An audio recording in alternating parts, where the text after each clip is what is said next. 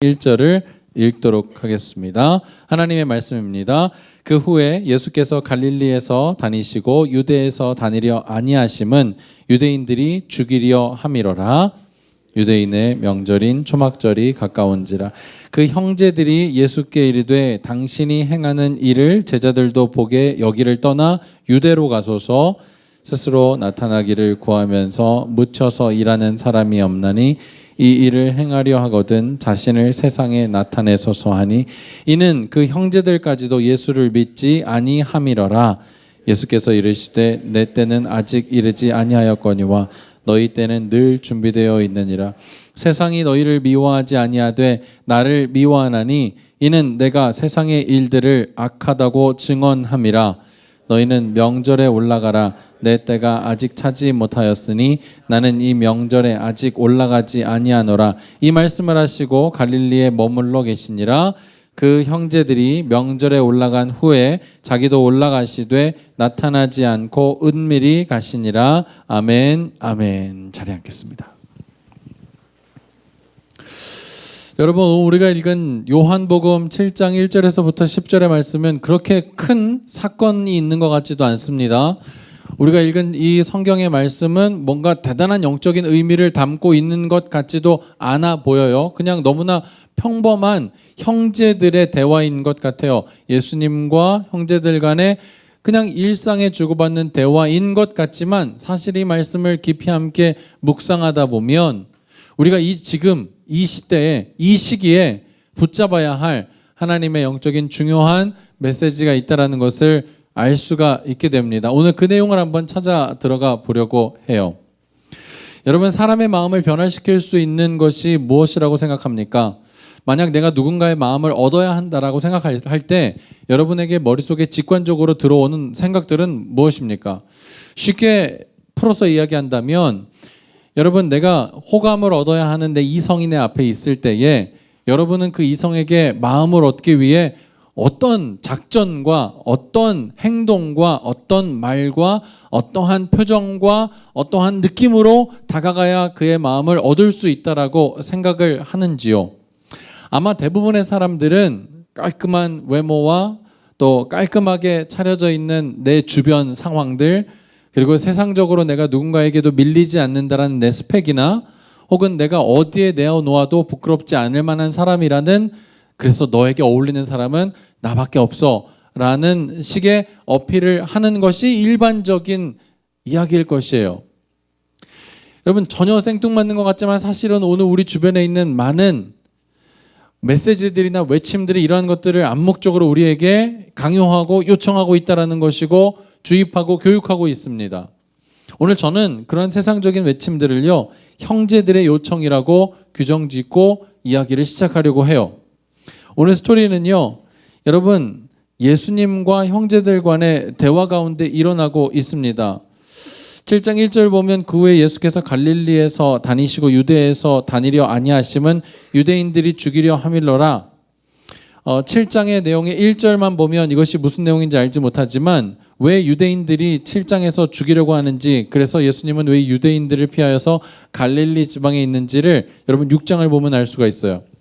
여러분, 지금 예수님이 갈릴리 지방 가운데에서 머무시는 기간은 약 6개월 정도입니다. 6월절에서부터 초막절까지요.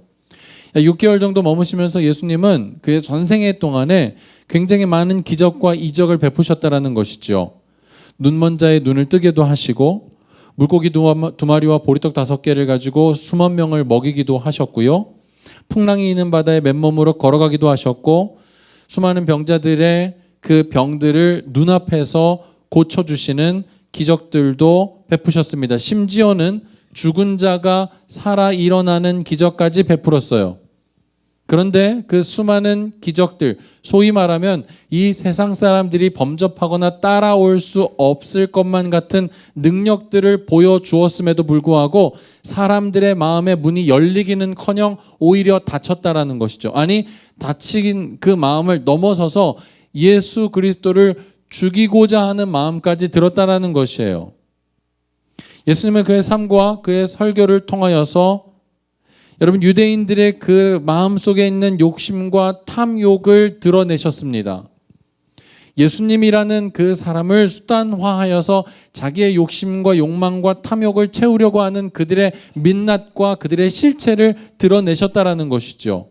그래서 오히려 그 율법 안에 갇혀 있는 유대인들은 예수 그리스도가 자기의 계산 안에서 우리 편이 아니라는 생각과 결론에 내리게 되었고, 결국 이 사람은 살려두면 우리에게 도움이 되기보다는 우리를 해치는 사람이 되겠다. 더 쉽게 우리 표현으로 하자면 이 사람은 우리의 밥그릇에 위협이 되는 사람이다라고 느끼게 되었고, 죽이고자 하는 자리까지 나아가게 됐다라는 것이에요. 요한복음 11장 47절과 48절을 보면 이에 대해 제사장들과 바리새인들이 공회를 모으고 이르되 이 사람이 많은 표적을 행하니 우리가 어떻게 하겠느냐. 만일 그를 이대로 두면 모든 사람이 그를 믿을 것이요 그리고 로마인들이 와서 우리 땅과 민족을 빼앗아가리라 하니. 여러분, 제가 말씀드린 대로 유대인들이 지금 공회를 모아서 뭘 회의하고 있어요? 기적을 베풀고 설교를 하고 사람들과 만나고 있는 이 예수를 가만히 두게 되면 사람들이 그를 믿게 될 것이고 우리의 말에 청종하지 않게 될 것입니다. 더 나아가서는 로마인들이 와서 우리의 땅과 민족을 빼앗아갈 것입니다. 지금 우리의 땅과 우리의 민족이라고 말하고 있지만 사실은 엄밀하게 말하면 우리식대로 표현하면 뭘까요? 내 땅과 내 부와 내 권세와 내 지위를 뺏어갈 것입니다 라는 것과 똑같은 것이에요. 그래서 11장 53절에 보면 이 날부터는 저희가 예수를 죽이려고 모의하니라. 여러분, 이 11장 바로 전절에 전 사건은 뭐냐면 죽은 나사로를 살린 사건이 앞에 있었어요.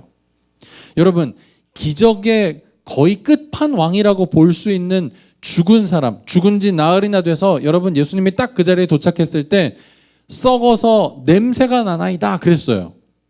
그리고 그 당시에 고대 근동 지방의 사람들의 머릿속에는 어떠한 관념과 풍속이 있었냐면 사람이 죽으면 3일 정도까지는 그 육신 근처에 영혼이 떠돈다라는 풍설이 있었어요. 여러분, 죽은 지 나흘이나 되었나이다 라고 말하는 건 이 사람이 완전히 죽음의 상태에 지금 쩔어 있습니다. 아니, 이 사람은 이제 영영 이 세상과 결별한 죽음의 상태에 놓여 있습니다 라는 것과 똑같은 말이었어요. 그런데 그런 세상적인 모든 통념을 다 깨고 나사로야 나와라 라고 말씀하시니 죽은 나사로가 붕대를 칭칭 감은 채 걸어 나왔다는 거죠. 미라로. 여러분 왜 예수님이 팔레스타인 지방에 태어나셔서 이렇게 사람을 살리셨는지 알겠죠? 만약에 우리나라에 오셔가지고 죽은 사람 앞에 무덤가에 딱 서가지고 혹시 그 죽은 사람 이름이 나사로인데 나사로야 나와라 그럼 어떻게 나올 거야? 꽁꽁 묻어놨는데, 매장을 해놨는데 막 밑에서부터 땅을 파갖고 나와야 되잖아. 근데 밑에서부터 땅을 파갖고 나오는 데만 또한 2박 3일 걸리지 않겠어요? 근데 여러분 이때 당시에는요, 이때 당시에 장묘 문화는 그냥 큰 돌, 굴을 파가지고 굴을 파서 거기에 사람을 안치하고 큰 돌을 막아놨기 때문에 여러분 가볍게 일어나서 걸어 나오기만 하면 되는 곳이었어요. 얼마나 다행인지 몰라요. 죽은 나사로를 살리신 기적을 베푸시고 난 이후에 사람들의 반응은 그의 권세 앞에, 죽음까지도 정복한 예수 그리스도의 권세 앞에 무릎을 꿇고 당신이 진정한 왕이셨군요. 당신이 우리가 기다리던 메시아였습니다. 우리가 이 영적인 침체와 죽음 가운데에서 어찌할 수 없는 가운데 있었는데 오직 당신만이 우리의 문제를 해결할 수 있습니다라고 무릎을 꿇은 것이 아니라 그가 살아있다면 우리의 밥그릇이 위협을 받을 것이니 그를 죽여야 한다라는 쪽으로 사람의 마음이 의기투합되고 있다라는 것이죠. 그를 죽여야 된다라는 건 여전히 그가 더 유명해지기 전에, 그가 더 영향력 있기 전에, 그가 더 권세를 갖기 전에 죽임을 통하여서 내가 지금 가지고 누리고 있는 권세와 힘과 능력들을 계속 유지해 보겠다라는 인간의 아주 탐욕스러운 죄악된 모습이 지금 나타나고 드러나지고 있다라는 것이에요. 그게 유대인들이었어요. 여러분, 예수님이 그런 유대인들을 여러분 정말 한 방에 단칼에 그들의 콧대를 완전히 여러분 짓누를 수 있을 만큼의 능력이 없었을까요? 그러셨겠습니까? 여러분, 마른 하늘에 날벼락이 여러분 언제부터 떨어지냐면 이 예수님이 마른 하늘에도 그냥 쟤 정말 안 되겠다 해가지고 딱 지목하면 마른 하늘에 날벼락이 떨어져서 그 사람 이마에 정통으로 딱 꽂히는 거예요. 빠. 그거 못 하셨을까요? 여러분 호주에 사는데 호주의 우박은요 진짜 거짓말 하나도 안 하고 요만해. 이만해. 이거 맞으면은요 차 앞유리 막 다 깨지고 본네트 다 찌그러지고 그 사람들이 그냥 걸어가다 그거 맞으면 병원에 막 입원하고 실려가고 그 정도예요. 우리나라에는 그런 우박이 안 떨어져가지고 모르는데 여러분 진짜 하늘에서 그런 게 떨어져요. 그러니까 하나님 원하시면 목사님 머리통만한 우박 하나 떨어져가지고 그 위에 정확히 정수리 딱 꽂아가지고 유대인 1, 2, 3, 4 니네 기다려봐. 하늘에서 너희들을 향한 선물이 내려올 거야. 딱 카운팅하는 거지. 3, 2, 1, 뱀, 빠. 요즘에 목사님이 보고 있는 거에 영향을 좀 받는 것 같아요. 그만 봐야지 이제 안 되겠어. 그런 능력이 예수님이 없으셨던 게 아니었어요. 근데 왜 예수님은 그런 당신의 능력을 쓰시지 않았냐는 거죠. 왜요? 사람들에 향한 기적이라든지 사람들에게 엄청난 능력을 보여주는 것이 그 사람들의 마음을 얻는 길이 아니라는 것이죠. 예수님은 그러지 않으셨어요. 자기 자랑이나 자기 능력이나 자기 과시나 자기가 살아야 될 삶에 대한 길을 정확하게 하셨다라는 것이에요. 여러분 그래서 오늘 읽은 우리의 내용의 대화가 이렇게 시작돼요. 3절을 보면요. 그 형제들이 예수께 이르되 당신이 행하는 일을 제자들도 보게 여기를 떠나 유대로 가소서. 여러분 지금 예수님이 머무는 곳은 갈릴리였습니다. 갈릴리는요 예루살렘과 한참 떨어져 있는 우리 식대로 표현하면 지방이에요. 촌이에요. 변두리예요. 외곽이에요. 여기는 오히려 가난한 사람들이 더 많았어요. 메인스트림에 들어오지 않는 모든 사람들이 살고 있는 땅이 어쩌면 갈릴리였는지 몰라요. 하루 벌어 하루 먹고 사는 사람들의 힘겨운 삶의 현장이 있었던 곳이 갈릴리였는지 몰라요. 그래서 예수님은요 갈릴리를 참 사랑하셨어요. 근데 형제들이 뭐라고 요청하냐면 이곳을 떠나서 여기를 떠나서 이런 변두리를 떠나서 당신의 능력 정도라면 이런 변두리에서 있어야 될 사람이 아니라 떠나서서 어디로 가? 예루살렘으로 가라. 유대로 가라. 여기를 떠나 유대로 가소서. 많은 사람들이 모이는 핵심 인물들이 모여있는 그 땅으로 가소서. 4절에 보십시오. 스스로 나타나기를 구하면서 묻혀서 일하는 사람이 없나니 이 일을 행하려 하거든 자신을 세상에 나타내소서 하니라. 뭐라고 그러는 거예요? 당신의 능력이라면 세상에 나타날 수 있습니다. 당신의 힘이라면 지금 세상 속에서 출사표를 내고 나갈 때에 그 어떤 누구보다도 유명세를 탈 수 있습니다. 당신의 정도라면, 당신 능력 정도라면 지금 많은 사람들이 정말 자기가 잘났다라고 이렇게 옥신각신하고 있는 이 세상 속에서 그 모든 것들을 다 평정하고 당신이 세상에 우뚝 드러날 수가 있습니다라고 지금 이 형제들이 요청하고 있는 거예요. 근데 진짜 여러분 이런 형제들의 모습을 성경이 뭐라고, 여러분 이게 충격이었어요. 이런 형제들의 모습을 뭐라고 성경이 규정하고 정의하고 있냐면 5절인데요. 사실 5절에 원어상에는 있는데 한글로 번역되면서 해석되지 못한 단어 하나가 있어요. 그런데 그게 굉장히 중요한 접속사예요. 가르라고 하는 왜냐하면이라는 뜻이에요. 왜냐하면. 그래서 여러분 성경책 앞에다가 있으신 분은 5절 앞에 가로 열고 닫고 왜냐하면이라고 쓰셔야 돼요. 그래서 이렇게 읽어야 됩니다. 5절에 왜냐하면 그 형제들까지도 예수를 믿지 아니함이었기 때문이러라. 이렇게 읽는 게 맞습니다. 원문상이에요. 3절과 4절에 그 형제들이 예수 그리스도에게 그렇게 요청한 이유는 뭐냐면 왜냐하면 그들이 예수 그리스도를 뭐하지 않았기 때문에 믿지 않았기 때문이에요. 불신자들이 하는 짓거리라는 것이죠. 불신의 행태, 불신의 마음에서 우러나는 것이 바로 자기 과시, 자기의 욕심과 탐심, 자기 증명 이런 것들이라는 거예요. 그런 것들은요 다 불신의 마음이라는 거예요. 우리가 생각하는 것보다 훨씬 더 세지 않습니까? 그 정도는 조금 할 수 있지. 이거는 사람마다 조금씩 다르지. 사람마다 자기 PR을 더 잘할 수 있는 사람이 있고 또 어떤 사람은 신중하고 안정형이어서 자기를 드러내고 나타나는 일 가운데는 좀 어색한 사람들이 있겠지. 그 성향마다 차이겠지. 예수님은 좀 진중하고 안정적인 그리고 또 내향적인 분이시라 혼자 이렇게 있는 것을 좋아하고 형제들은 굉장히 외향적이고 활발해서 예수님이 이렇게 있는 게 좀 안타까웠나 보다라는 정도로 넘어가기에는 5절이 우리에게 던지는 메시지가 너무 크다라는 것이에요. 그런 세상적인 과시와 자기중심적인 삶에 대해서 성경은 오늘 정확하게 뭐라고 말하고 있냐면 불신이다라고 말하고 있어요. 예수님을 믿지 않는 모습이다라고 정의하고 있다는 게 규정짓고 있다라는 것이에요. 근데 이 대목쯤에서 우리가 한번 우리의 내면을 들여다보십시다. 이 대목쯤에서 여러분 우리의 귓가에 들리고 있는 내 스스로의 나와의 대화에 대해서 여러분 한번 좀 생각해 보십시다. 우리는 뭘 바라고 있습니까? 굉장한 기적을 바라고 있어요. 우리는 뭘 바라고 있습니까? 일어날 수 없는 일들이 일어나기를 계속해서 바라고 있어요. 우리는 뭘 바라고 있습니까? 그러면서 내 삶에 일어난 그 기적을 통하여서 하나님, 당신이 하나님 되심을 나에게 증명해 보십시오라고 하나님께 요청하고 있습니다. 우리는 매일의 삶 속에서 하나님을 시험하며 하나님이 나에게 어떤 분이신지를 나에게 좀 설득해 달라고, 그리고 그 설득의 방법이 뭐냐면 나에게 나타날 수 있는 놀라운, 내가 상상도 못한 기적을 나에게 선물해 주셔서 당신이 정말 하나님 되심의 능력을 나에게 보여주십시오라고 말하고 있는 이 형제들의 요청을 우리는 지금 예수님에게 동일하게 하고 있다는 것이에요. 그리고 우리 마음속에 그걸 바라고 있다는 것이죠. 근데 오늘 그런 우리의 모습을 뭐라고 말하냐면 성경은요, 불신이라고 말해요. 너희가 왜냐하면, 너희가 그렇게 말하고 있는 그 생각이 왜냐하면 예수님을 믿지 않기 때문이로라. 근데 여러분 여기서 우리가 한 가지를 잘 깊이 생각하고 넘어가야 돼요. 그러면 우리가 할 수 있는 게 아무것도 없습니까? 그러면 우리가 하나님 앞에 기도하는 우리의 간절한 절박한 기도들은 다 불신의 기도인가요? 이런 생각 들지 않습니까? 때때로는 우리 마음속에 정말 하나님 기뻐하시는 뜻대로 살고자 하는 마음으로 정말 우리의 대학을 위해서, 우리의 인생을 위해서 지금 기도하는데 내 눈으로는 보여지지 않는 것 같은 그런 일들을 지금 기도하고 있다면 그런 우리의 모습은 다 불신의 모습입니까?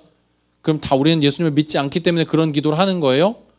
그 질문을 가지고 여러분 다음으로 한번 넘어가 볼게요. 잘 그 질문을 여러분 머릿속에서, 여러분 제 설교를 온전하게 여러분이 들었다면 이 질문이 머릿속에 있어야 돼요. 그럼 내가 하는 이 기도는 뭔가라는 질문이 여러분 머릿속에 있어야 되는 거예요. 그 질문을 가지고 한번 넘어가 보도록 할게요. 오늘 6절에서 뭐라고 말하냐면 예수께서 이르시되 내 때는 아직 이르지 아니하였거니와 너희 때는 늘 준비되어 있느니라. 예수님 뭐라고 말하냐면 내 때가 아직 이르지 않았대요. 어디서 본 말이에요. 여러분 요한복음 처음 시작할 때 가나의 혼인잔치에서 여러분 예수님의 어머님이 지금 포도주가 떨어졌다라고 말했더니 예수님 뭐라고 말하냐면 여자여 이렇게 말을 해. 어머니에게. 좀 이상하죠. 어머니 혹시 집에서 자기 어머님을 이렇게 여사님 부르는 사람 있어요? 가끔 저는 문 여사님 오늘 또 왜 이래? 김 여사님 오늘 또 왜 오늘 어디 가시려고 이렇게 또 이렇게 치장을 하셨어요?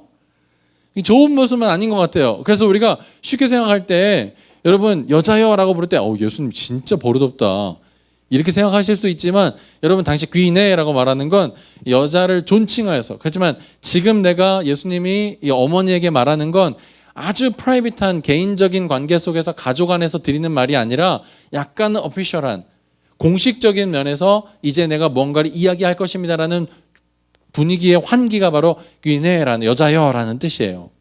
근데 하고 난 다음에 뭐라죠?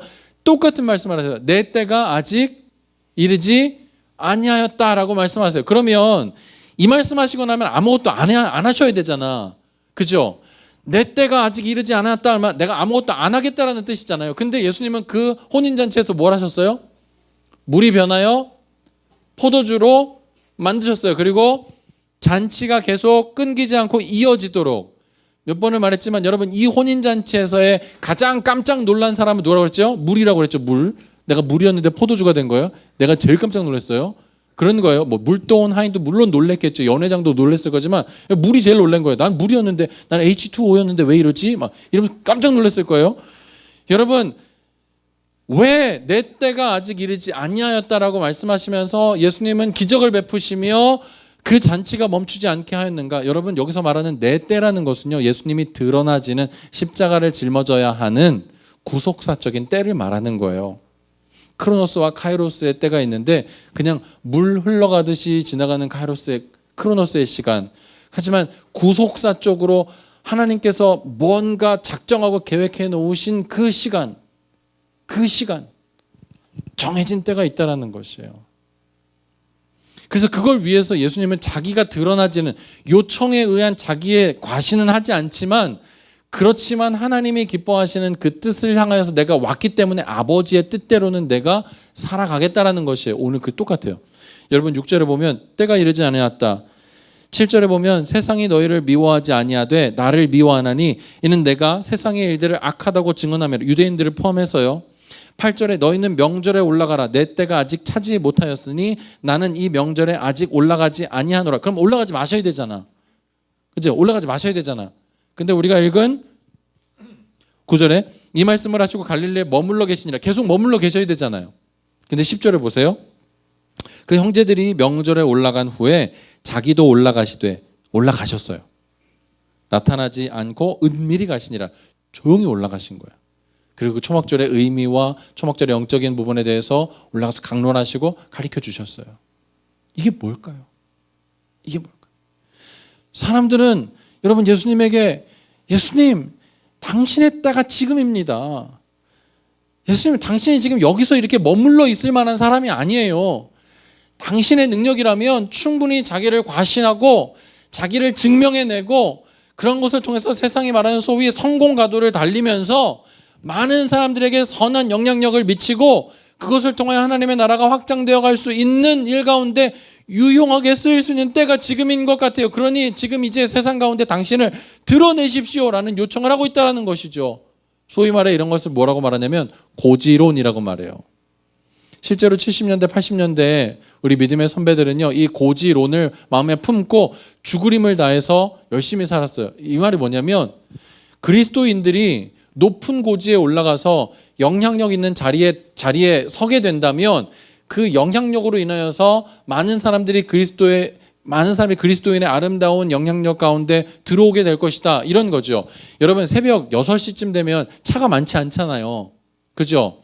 그때 여러분 믿는 사람 빨간불로 딱 바뀌어요. 그때 진짜 이럴 때는 목사님 진짜 막 너무너무 막 마음에 갈등이 일어나는 거 막 빨리는 가야 되겠는데 신호는 안 받아주고 그러면 뭘 하게 되는 거죠? 앞에는 빨간불이 켜져 있는데 옆에 켜져 있는 인도자 파란불을 보면서 파란불이네 그러고 앞으로 지나가는 거야. 나는 파란불을 보고 지나갔어? 그러면서 지나가는 거지. 근데 만약에 그렇게 지나가려고 하는 그 순간에 내 앞에 있는 사람이 빨간불을 보고 딱 서 있다면 내가 뒤에 있어서 갈 수 있어요? 없어요? 없겠죠. 내가 크리스찬으로서 새벽 6시에 아무도 지키지 않는 그 교통신호에 내가 빨간불이 켜져 있는 걸 보고 내가 그 앞에 딱 머물러 있다면 내 뒤에 있는 모든 차들, 그 라인에 있는 모든 차들은 나 때문에 뭘 해야 돼요? 법을 지켜야 된다는 거죠. 이게 고지론이었어요. 내가 이 세상 가운데 영향력 있는 어떤 자리에 높이 올라가게 되고 그 자리에서 하나님의 영광을 위해 노력하고 애쓰고 살아가게 된다면 내 밑에 있는 모든 사람들은 다 나를 따라 그리스도인이 될 것이다. 여러분 이런 거죠. 내가 한 회사의 CEO가 되면 내가 적어도 경영하는 내 회사에 있는 많은 사람들은 다 그리스도인의 선한 영향력을 받게 될 것, 그리스도의 선한 영향을 받게 될 것이다 라는 것이 고지론이었어요. 그런데 그 고지론에 대한 결과가 언제나 지금 나타나고 있는 거예요. 우리가 생각하는 것만큼 여러분 이 사회가 그리스도인들로 인하여서 이전에 비교하였을 때 70년대 80년대에 비교하였을 때 지금 굉장히 많이 깨끗해졌습니까? 지금 굉장히 많이 발전한 모습인가요? 여러분 목사님이 여러분만 할 때 혹은 여러분보다 더 어렸을 때에는요 이런 표현이 먹혔어요.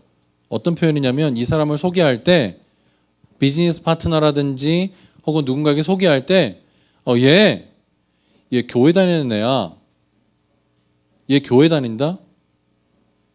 여러분 목사님이 여러분만 할 때보다 여러분 혹은 더 어릴 때 교회 장로야. 교회 집사야.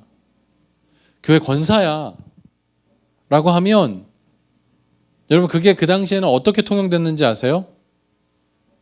깨끗한 사람, 거짓말할지 모르는 사람, 세상 물정 모르는 사람, 그리고 남들 등쳐먹지 않고 속여먹지 않을 사람으로 통용된 말들이 그런 말들이었어요.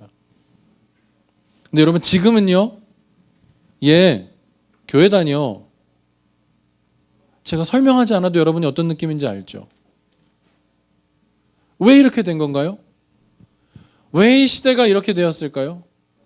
바로 하나님이 우리에게 정말 원하시는 예수 그리스도가 살아갔던 그 삶의 모습들, 여러분, 자기 과시와 자기 성공의 수단으로 하나님께 나와 내 인생을 하나님께 맡겨드렸으니, 내가 내 인생 드렸으니 내 인생 하나님의 뜻대로 하나님이 기뻐하시는 자리로 나아가기보다는 내가 기뻐하고 내 인생에 내가 성공해야 된다라는 나 중심적인, 오늘 성경에 표현하면 5절에 이 불신앙적인 태도가 우리의 속에 만연해 있기 때문은 아닌가? 아니, 그것 때문이에요. 그것 때문이에요. 여러분, 철저하게 예수님은요, 아버지의 때가 있다라는 것을 아셨어요. 철저하게 예수님은요, 당신이 이 땅 가운데 살아가는 이유와 목적은 나를 위한 삶이 아니라 아버지의 뜻과 하나님이 나를 이 땅에 보내신 하나님의 분명한 때가 있다라는 것을 아셨어요. 요한복음 13장을 보면요, 이렇게 되어 있습니다. 여러분, 내 때가 아직 안 되었다. 그럼 언제예요? 13장을 보니까 이렇게 돼요. 6월절 전에 예수께서 자기가 세상을 떠나 아버지께로 돌아가실 때가 이른 줄을 아시고 세상에 있는 자기 사람들을 사랑하시되 끝까지 사랑하시니라. 이제 때가 찬 거예요. 요한복음 13장에서. 여러분, 우리에게는 때가 있어요. 하나님이 우리의 인생 가운데는 하나님의 때가 있다는 것이에요. 때로는 여러분, 그 때가 하나님이 기뻐하시는 그 때가 우리의 기쁨이 아닐 수도 있어요. 때로는 하나님의 그 때가 정말 우리의 때와 맞지 않아서, 내가 바라는 그 때와 맞지 않아서 참고 견디고 인내하는 것이 너무나 고통스러울 수도 있어요. 근데 여러분, 이 자리에서 한번 점검해 보십시다. 우리가 정한 때는 여러분 뭐에 영향을 받은 거예요? 이 세상에 영향을 받은 것 아닌가요? 이 세상이 우리에게 원하고 있는 그 때 아닌가요? 이 세상이 우리에게 계속적으로 던져지고 있는 그 때에 내가 부응하지 못하면 이 세상 속에서 살아갈 때 뒤처질 것 같은 두려움과 불안함 때문에 내 마음속에 지금 가지고 있는 내가 그려놓은 완벽한 그림, 하나님과는 상관없는 그런 때이기 때문에 내 마음 가운데 지금 조급함이나 내 자기 과시, 내 탐욕, 내 욕심들이 지금 드러나지 못하는 것 때문에 지금 너무나 힘든 것 아닌가요? 전도서 기자는 그렇게 말합니다. 웃을 때가 있으면 울 때도 있고, 가야 될 때가 있으면 멈춰야 될 때가 있고, 일어서야 될 때가 있으면 앉아야 될 때가 있다라고. 때가 아름답게 결정되어 있다고. 근데 여러분, 이 아름답게 결정되다라는, 이 아름답다라는 표현이 어떤 표현이냐면, 여러분, 성전을 지을 때에는요, 성경 말씀에 보면 그 성전 짓는 자리에서 망치와 정소리가 들리지 않았다고 그랬어요. 그 말은 무슨 말이냐면, 채석장에서 여러분, 성전의 용도로 쓰이기 위해 돌을 뜰 때에 그곳에서 이미 가공이 다 끝나 있기 때문에 그 돌을 가지고 성전을 지을 때 그 자리에 오면은 아구에 잘 맞아서 끼기만 하면 되는 거죠. 이 기가 막히게 맞아 떨어지는 이 아구가 맞다라는 게 때가 아름답다라는 표현인 것이에요. 하나님이 우리 인생을 그렇게 만드셨어요. 하나님이 우리의 인생 가운데 더하거나 덜할 것도 없이 가장 최상의 좋은 것으로 아구가 맞아 떨어지도록 우리 인생을 하나님이 만들고 계획하셨다라는 것이에요. 조바심이 나는 건 누구예요? 나뿐이에요. 안달이 나는 건 누구예요? 내 마음인 것이에요. 그럼 우리를 향해서 오늘 예수님이 보여주신 이 모습은 어떤 모습이에요? 잠잠히 하나님이 원하시는 때를 기다리며 아버지의 뜻에 살고자 맞추고자 하는 하나님의 삶의 방향성이 지금 정확하게 녹아져 있는 사건의 기사라는 것이죠. 이 질문을 던져야 돼요. 목사님, 아버지의 뜻이 뭔지 어떻게 알아요? 모르죠. 그러니 뭘 해야 되는 거예요? 지금 이 시기에 여러분들과 제가 해야 되는 게 뭐예요? 인생에 정말 이제 대학에 들어가고 출사표를 내기 이 바로 직전 가운데 여러분들과 내가 해야 될 게 뭐예요? 그게 뭐예요, 여러분? 아버지의 뜻이 무엇인지를 물어야죠. 아버지의 뜻이 무엇인지를 물어야죠. 흥청망청하면서 세상의 때를 즐기는 가운데 있는 것이 아니라 내가 원하고 내가 하고 싶은 것들이 이제 됐다. 내가 이제 드디어 성인이 됐다. 성인식이 지났으니 이제 내가 당당하게 신분증을 딱 까면서 술집에 들어가 내가 누릴 수 있는 모든 권리와 내가 누릴 수 있는 모든 것들을 다 한번 누려보겠노라. 그렇게 허비하는 것이 아니라 여러분, 아버지의 뜻이 무엇인지를 지금 찾아야죠. 지금 구해야 돼. 아버지의 뜻을 여러분, 하나님의 뜻을 알아가는 게 쉽지 않아요. 여러분, 기도하면서 하나님의 뜻을 찾아가는 것이 그렇게 즐겁지 않을 수도 있어요. 여러분, 예수님도 십자가를 짊어지는 그 십자가의 고난과 고통이 얼마나 심하셨는지 피하고 싶으셨다고 성경이 말하고 있어요. 하지만 그것이 아버지의 뜻이라는 걸 아셨기 때문에 예수님은 뭐 하신 거예요? 십자가를 짊어지신 거예요. 우리가 그리스도인이라고 말한다면 여러분, 우리 속에서 그리스도 예수가 존귀해지고 예수 그리스도로 살아가는 사람들을 그리스도인이라고 말하는 거예요. 그렇다라고 말한다면 여러분, 이 중요한 이때를 우리가 어떻게 보내야 되는지에 대해서 답이 나오는 거예요. 답이 나오는 거예요. 사랑하는 여러분, 논술이 계속 진행되고 있고 입시가 절정을 다루고 있습니다. 정시를 또 준비해야 되는가 그렇지 않은가, 우리는 하나님께 지금 믿음으로 말미암아 기도하고 있어요. 내가 원하는 것들을 기도하고 있어요. 그리고 저도 여러분과 함께 그렇게 기도하고 있어요. 여러분, 말도 안 되는 소리라고 여러분들이 생각할지 모르지만 목사님 진짜 믿고 여러분 수능 보는 그 수능 당일날 만점 달라고 기도했어요. 만점 달라고. 이미 국어 끝났는데 목사님이 담당한 기도의 시간은 4교시였거든요. 여러분, 2교시부터 여러분 1교시는 죄송합니다. 그렇게 기도 못했어요. 2교시를 이끌어 주신 우리 사역자분 한 분이 우리 주님 앞에 정말 최고의 걸 한번 구해보자고 만점 달라고 기도하자고 그랬는데 그게 내 마음에 믿어지는 거야. 믿어지는 거예요. 환장하는 거 믿어지는 거예요. 그래서 목사님 어떻게 기도했냐면 주님 만점 주십시오. 그렇게 기도했어요. 그렇게 기도했어요.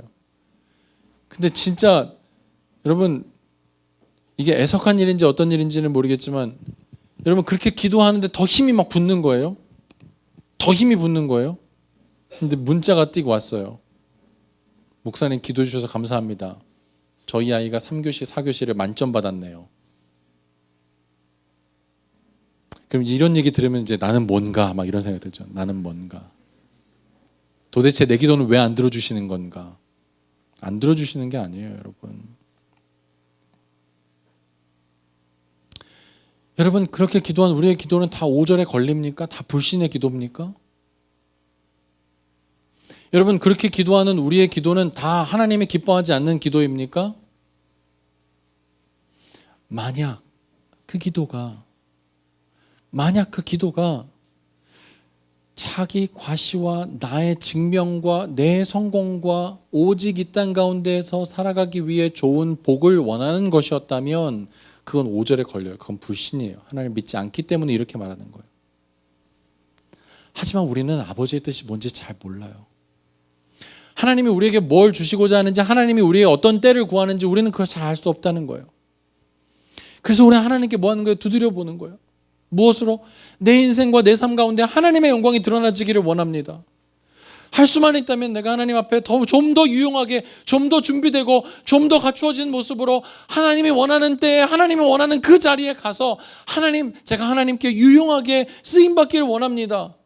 그것을 위한 길이라면 하나님 내게 허락하여 주시옵소서. 그 길을 열어주시옵소서. 여러분, 하나님이 만약에 막 기도를 하는데, 하나님이 막 기도하는데, 문수야 너는 지금 아프리카로 가가지고 암 걸린 사람을 위해서 메스를 들어라, 그리고 수술을 해주도록 하거라. 여러분, 제가 갈 수 있어요? 제가 갈 수 있어요? 그런 자리는 우리 전용순 선생님이 가셔야죠. 그래서 쫙 찍고 수술을 해주셔야죠. 왜? 준비된 요원이니까. 여러분, 여러분, 내가 정말 주님을 사랑하지만 준비되지 않으면 하나님의 뜻을, 아버지의 뜻을 우리의 삶에서 이룰 수 없어요. 알아도 못해요. 우리는 뭘 하는 거예요? 최선을 다해 죽으림을 다하여서 내 삶 가운데 아버지의 뜻이 이루어지기를 원하는 마음으로 지금 우리가 뭐 하고 있는 거예요? 내 인생을 하나님께 드리며 준비하고 있는 것 아닌가요? 시시하게 살고 싶지 않기 때문에 하나님께 내 삶을 드려 하나님이 원하시는 아버지의 뜻대로 나의 삶을 사용하여 주시옵소서. 그런 마음으로 지금 예배하고 기도하며 하나님께 초점을 맞추고 있는 것 아닌가요? 그렇다라고 한다면 여러분, 이 길고 지루하지만 기도하고 하나님의 뜻에 맞추어 나가는 이 시간을 통하여서 우리는 아버지의 뜻을 찾아 나가는 것이에요. 그래서 기도하는 거예요. 알지 못하기 때문에, 알고 싶기 때문에, 내 인생에 하나님의 뜻을 담고 싶기 때문에. 여러분, 하지만 정직하게 내 마음속에서 지금 하나님을, 예수님을 푸시하여서 세상적인 성공과 그를 수단화하고 이용하여 먹어 내가 드러나주고 싶은 마음이 내 속에 있다면 미안하지만 그건 불신의 마음이에요. 예수님을 믿지 않기 때문에 그렇게 말하는 것이에요. 하나님 우리에게 실수함 없는 때를 계획해 놓고 계십니다. 여러분 믿으십니까? 하나님은 우리의 인생을 그렇게 시시하게 계획해 놓으시고 준비해 주신 분 아니에요. 우리의 삶에서 내가 생각하는 내 삶의 계획이 어그러진다 해서 하나님의 계획이 어그러지지 않아요. 설령 2018년도에 여러분들 수능을 망쳤습니까? 설령 2018년, 2019학년도 대학 수학 능력 시험 가운데 여러분이 원하는 점수가 나오지 않았습니까? 여러분이 지원했던 수시의 대학들이 줄줄이 지금 탈락이 되어서 여러분 마음이 지금 불안하십니까? 불안할 수 있어요. 두려울 거예요. 하지만 그 마음과 함께 여러분이 꼭 붙잡고 있어야 될 마음이 무슨 마음인지 아세요, 여러분? 그래도 내 인생, 내 삶은 아버지의 뜻대로 진행되어져 나갈 것이야. 그래도 내 삶에 하나님의 영광이 멈추지 않을 것이야. 여러분 그 마음, 그 때를 여러분 예수님처럼 다시 한번 찾아갈 수 있기를 간절히 소망합니다. 여러분 그래서 여러분은요 그 어느 때보다도 하나님의 은혜의 눈빛이, 하나님의 눈길이 그 어느 때보다도 여러분의 인생 가운데 지금 정확하게 초점 맞춰져 있다는 것을 잘 깨달아 알 수 있으면 좋겠어요. 여러분 이때만큼 여러분 우리를 붙잡고 있었던 어떤 것에서부터도 자유롭게 하나님 앞에 마음껏 나아가 기도하고 아버지의 뜻이 무엇입니까? 물어보기도 하고 얼마나 좋은 때예요. 그렇지 않습니까? 절대로 포기하지 않고 절대로 실수하지 않은 하나님의 우리를 향한 아버지의 뜻이 있음을 기억하고 그 아버지의 뜻과 때에 순종하며 호흡하며 발 맞추어 나갈 수 있게 되기를, 그런 우리 모두가 될 수 있게 되기를 주님의 이름으로 축원드립니다. 아멘. 같이 한번 기도할게요.